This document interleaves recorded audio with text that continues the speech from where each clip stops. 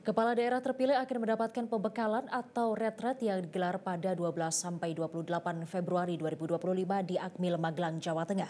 Retret nantinya akan sama seperti yang sudah dilakukan Menteri Kabinet Merah Putih beberapa waktu lalu. Salah satu kegiatan yang akan dilaksanakan pemahaman dari Kementerian Keuangan terkait efisiensi anggaran serta peran pemerintah daerah dalam mendukung efisiensi. Gubernur Sumatera Utara terpilih Bobi Nasution menyambut baik wacana retret yang disampaikan oleh Mendagri Bima Arya beberapa waktu lalu. Bobi mengatakan akan mendapatkan materi atau pelatihan yang dibutuhkan untuk menjalankan roda pemerintahan ke depannya. Sementara untuk persiapan fisik mengingat retret akan dilaksanakan selama seminggu, dengan bergurau, Bobi hanya menjawab telah bermain tenis pada waktu peresmian Stadion Kebun Bunga Medan.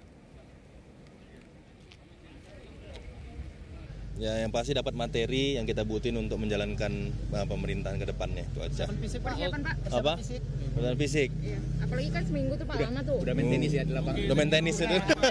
Udah ya, makasih. Jelajahi cara baru mendapatkan informasi. Download Metro TV Extend sekarang.